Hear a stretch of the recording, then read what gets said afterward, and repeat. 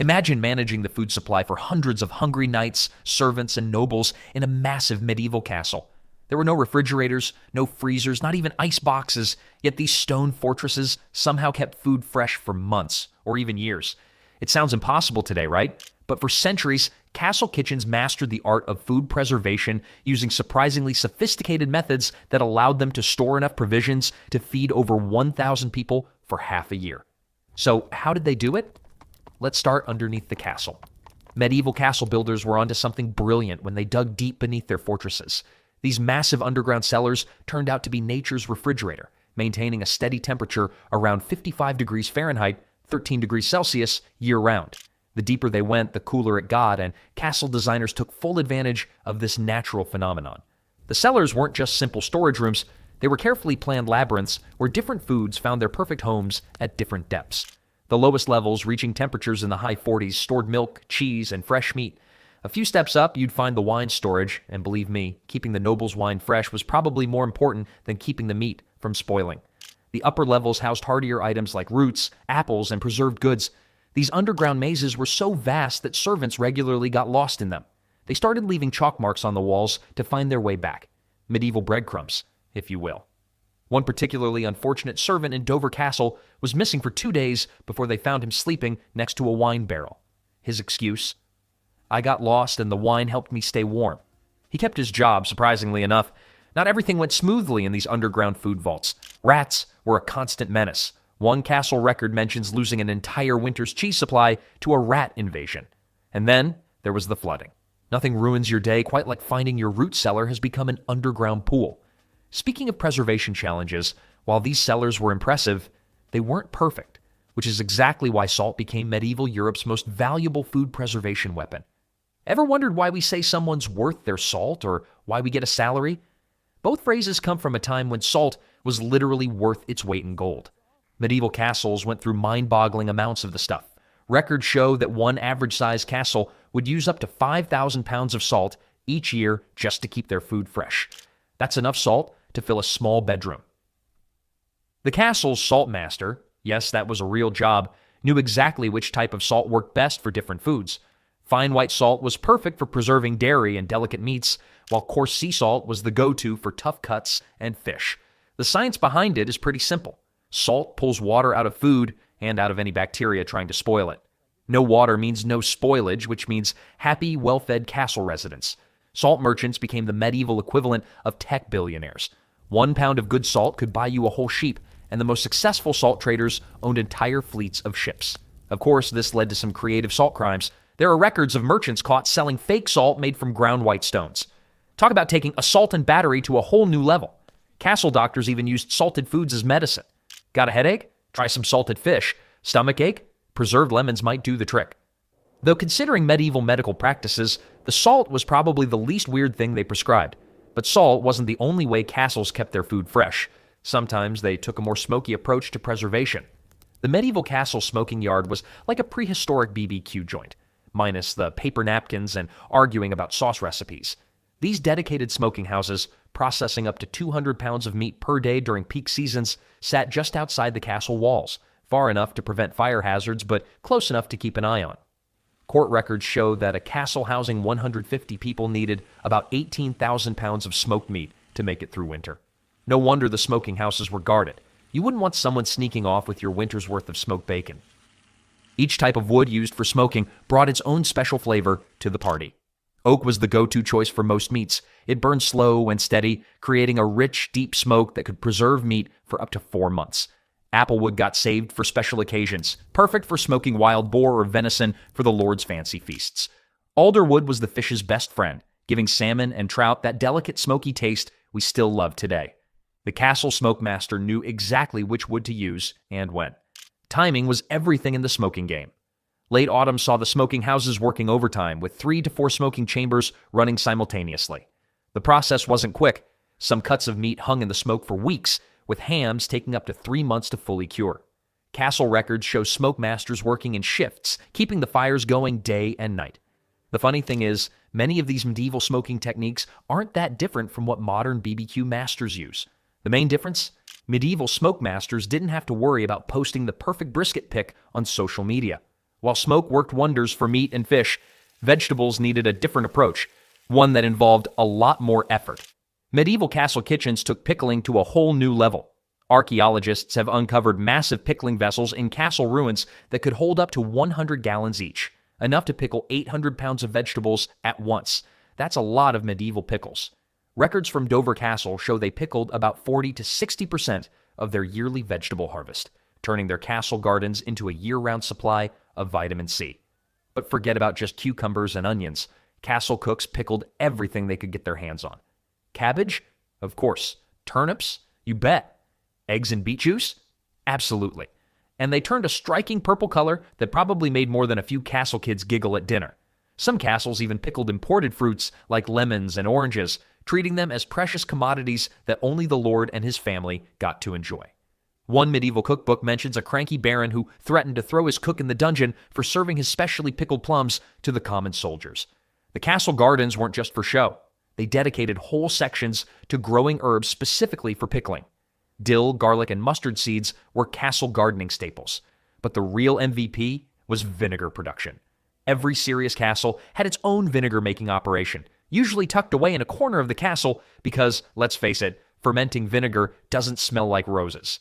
The pickling process was so important that many castles employed a dedicated pickle master who kept detailed records of every batch.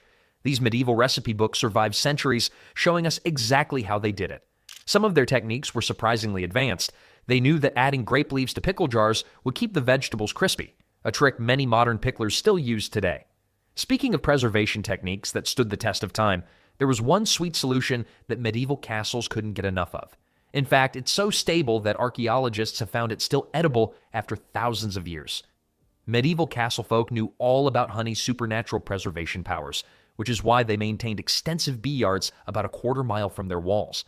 These hives weren't just tucked away for safety, they were strategically placed near flowering meadows and orchards.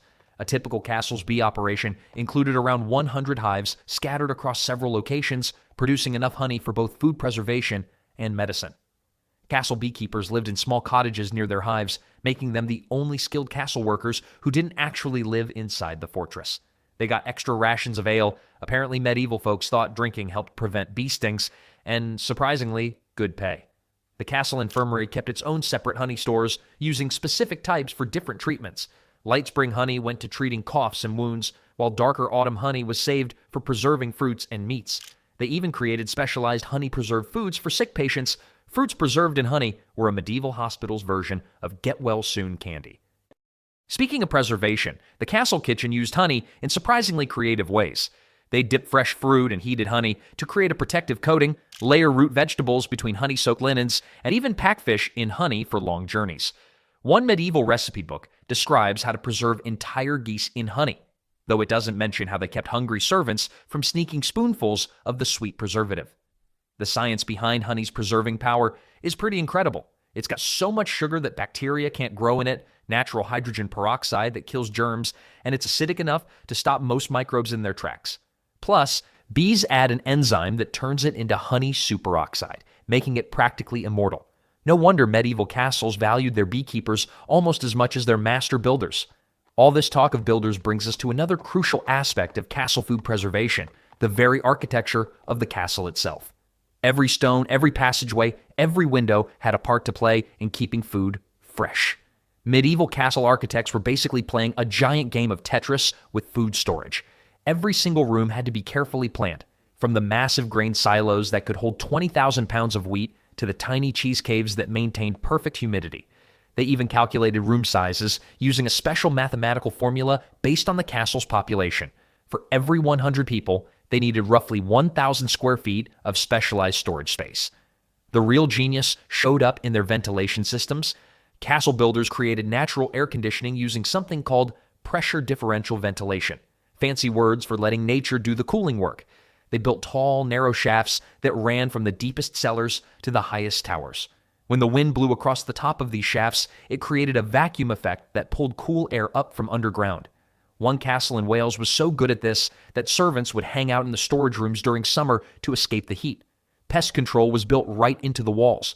Builders installed special ledges and barriers that rats couldn't climb, created angled walls that made it hard for mice to run up, and even incorporated natural pest deterrents like herbs into the mortar mix. Sometimes they'd build cat runs, narrow passages that only cats could access, to let their furry exterminators patrol between walls. The castle kitchen itself evolved from a simple room with a fire to an intricate system of specialized spaces. The buttery, for storing drinks, not butter, the pantry, for bread and dry goods, and the spicery, for expensive spices, each had their own unique ventilation and humidity controls. Some castles even had special rooms just for aging cheese, with shelves angled to let whey drain properly. Though one castle steward complained in writing about the cheese room being too close to the lord's chambers, apparently some aged cheeses were a bit too fragrant for noble noses. But even the cleverest architecture was useless without the right people to manage it. Enter the small army of workers who kept this massive food preservation machine running smoothly. Running a medieval castle kitchen was like managing a small city. The kitchen staff hierarchy started with the master cook. Under him, about 50 workers kept the massive food operation running, with roughly 15 dedicated to food preservation and storage. The yearly salary records from one castle show they paid their preservation master, a specialized cook, the equivalent of 30 sheep. Not bad for keeping the noble's dinner from spoiling. The kitchen apprentices started young, usually around age 12. Before touching a cooking pot, they spent 2 years learning crucial preservation skills like how to tell if meat was going bad by smell, tough first day on the job, how to rotate food stocks properly, and how to keep those pesky nobles from eating all the winter preserves too early. One apprentice's diary survives, complaining about having to memorize 200 different storage rules before being allowed to handle anything more important than turnips. Inventory tracking was seamlessly integrated into daily kitchen operations. Head cooks used tally sticks, wooden sticks with notches marking amounts, and parchment records. Each food type had its own tracking method. Wine barrels got chalk marks, grain got measured by standardized scoops, and preserved meats each got numbered tags. Archaeological digs have even found loaded dice near the hearth, gambling during breaks, anyone, and scratched recipes on kitchen walls. As organized as the kitchen system was, it faced its biggest test when the seasons changed. Each part of the year brought new challenges for food preservation. The medieval food preservation calendar kicked off in spring with a frenzy of pickling and smoking the last winter stores just as they were starting to turn. By early summer, castle kitchens were processing fresh herbs, drying them in bundles from the rafters. Summer brought a parade of fruits and vegetables that needed preserving. Kitchen records show one castle processed over 2,000 pounds of fresh produce in a single August week. Autumn was preservation crunch time. The castle kitchen turned into a non-stop preservation factory, with different teams handling smoking, salting, and pickling simultaneously. They even held preservation festivals where the entire castle staff pitched in, though records suggest these festivals were just as much about drinking ale as they were about storing food. One castle document mentions a cook who accidentally pickled his keys after a particularly festive preservation party. Winter brought its own challenges. The castle's master cook had to carefully calculate how much preserved food to use each week. Too generous in December meant hungry times in March. Castle records show they divided winter into 3 parts. Fresh stores, early winter when they could still use the newest preserved foods, deep stores, midwinter when they relied on longer-lasting preserves, and scraping by, late winter when meals got creative with whatever was left. Weather watching became a crucial skill. Castle staff developed detailed systems for predicting weather patterns, marking down everything from cloud shapes to animal behavior. One cook wrote that he knew winter would be harsh if the mice started stealing extra food before first frost. Medieval weather forecasting at its finest. But even with the best seasonal planning, things could still go terribly wrong. When things went wrong, the famous siege of Dover Castle in 1216 tested their food preservation system like never before. The castle held out for over 3 months, largely thanks to their stored food supplies. But it wasn't just about having enough, it was about keeping what they had edible. When the castle's main cellar flooded during the siege, the kitchen staff had to quickly move tons of preserved food to higher ground. They managed it in a single night, though one unfortunate cook got locked in a storage room for 6 hours during the rush. Kitchen records reveal some creative emergency solutions. When rats chewed through grain storage bags, cooks started storing them in sealed clay pots. After mold destroyed an entire season's cheese supply at one castle, they developed a new system of rotating cheese wheels daily and rubbing them with vinegar. The medieval equivalent of quality control became serious business. Food tasters didn't just check for poison, they checked for spoilage too. Detecting spoiled food was an art form. Cooks used all their senses. The sound of tapping on preserves jars, different sounds meant different things. The feel of cured meats, too soft meant trouble. Even the color of pickled vegetables. One cook's manual warns, if your pickled eggs turn green, feed them to your enemy. At least they had a sense of humor about food safety. Castle records show they lost about 20% of preserved food to spoilage each year. Not bad, considering they had no refrigeration.